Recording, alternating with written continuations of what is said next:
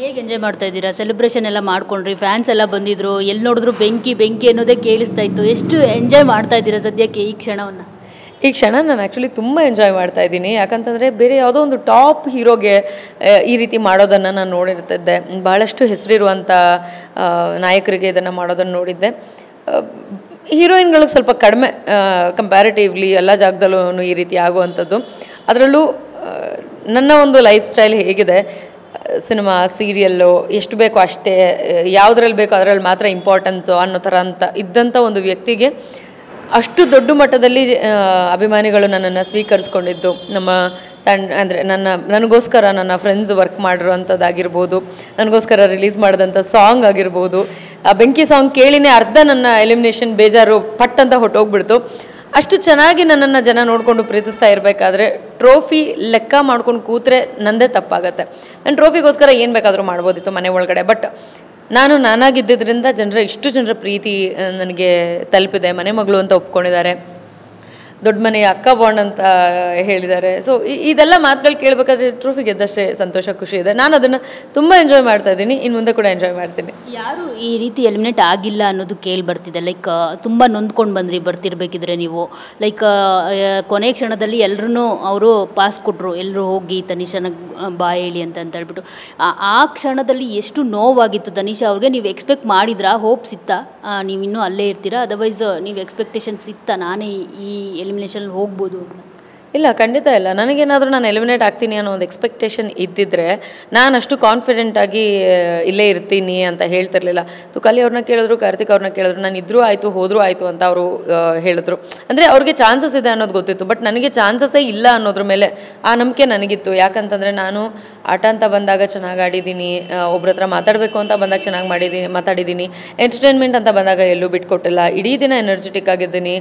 ಎಲ್ಲಾದರೂ ಯಾವುದಾದ್ರೂ ಒಂದು ವಿಚಾರಕ್ಕೆ ನಿಂತ್ಕೋಬೇಕು ಅಂದಾಗ ನಾನು ನಿಂತ್ಕೊಂಡಿದ್ದೀನಿ. ನನಗೋಸ್ಕರ ನಾನು ನಿಂತ್ಕೊಂಡಿದ್ದೀನಿ, ಬೇರೆಯವ್ರಿಗೋಸ್ಕರ ಎಲ್ಲಿ ಅವರು ನ್ಯಾಯವಾಗಿದ್ದಾರೆ ಅಂತ ಅನಿಸುತ್ತೋ ಆ ಜಾಗದಲ್ಲಿ ನಾನು ನಿಂತ್ಕೊಂಡಿದ್ದೀನಿ. ಸೊ ಹೀಗಿದ್ದಾಗ ನನಗೆಲ್ಲೂ ನಾನು ಮನೆಯಿಂದ ಹೊರಗೆ ಹೋಗೋದಕ್ಕೆ ಆ ಸಮಯದಲ್ಲಿ ಅರ್ಹಳು ಅಂತ ಅನಿಸ್ಲಿಲ್ಲ. ಸೊ ಅದರಿಂದನೇ ಆ ಕೋಪ, ಬೇಜಾರು ಎಲ್ಲ ಬಂದಿದ್ದು.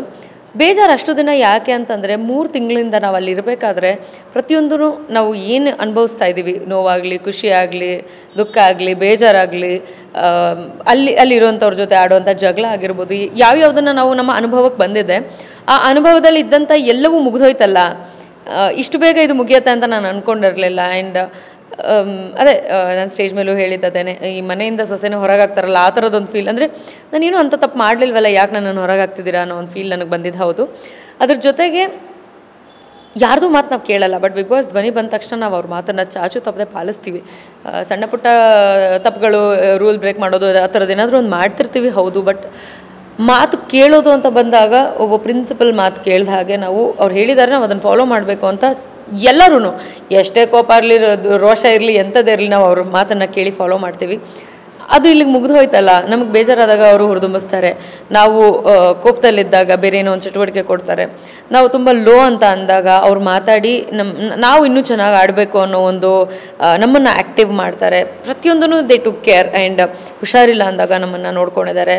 ಎಲ್ಲವೂ ಇಲ್ಲಿಗೆ ಮುಗಿದೋಯ್ತಲ್ಲ, ಆ ಕೇರ್ನ ನಾನು ಮಿಸ್ ಮಾಡ್ಕೊಳ್ತೀನಿ. ಸೊ ಆ ಒಂದು ಕ್ಷಣದಲ್ಲಿ ನನಗೆ ಏನೋ ಒಂದು ಸಲ್ಲಬೇಕಾಗಿದ್ದು ನನಗೆ ತಲುಪಲಿಲ್ಲ ಅನ್ನೋ ಒಂದು ಬೇಜಾರು ನನಗೆ ಕಾಡಿತ್ತು. ಇಲ್ಲಿವರೆಗೂ ಯಾರ್ದು ಎಲಿಮಿನೇಷನ್ ತೋರಿಸೇ ಇಲ್ಲ.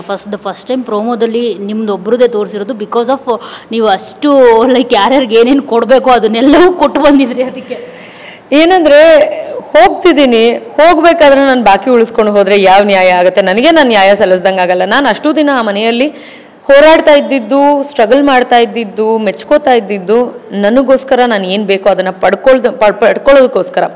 ನಾನು ಪಡ್ಕೋಬೇಕು ಅನ್ನೋದು ನನ್ನ ಕೈಯಲ್ಲಿ ಇಲ್ಲ. ಡಿಸಿಷನ್ ಅಟ್ ದ ಎಂಡ್ ಹೌದು ಜನರ ಕೈಯಲ್ಲಿತ್ತು.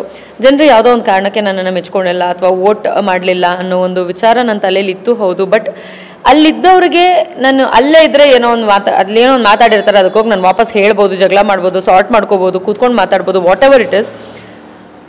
ಅಲ್ಲಿಂದ ಹೊರಟ ಮೇಲೆ ನಾನು ಅವ್ರಿಗೆ ತಲುಪ್ಸೋಕ್ಕಾಗಲ್ಲ. ಇನ್ನು ಆಚೆ ಬಂದಮೇಲೆ ನಾನು 1000 ಮಾತಾಡ್ಬೋದು, ಅದು ಮ್ಯಾಟ್ರ್ ಆಗಲ್ಲ.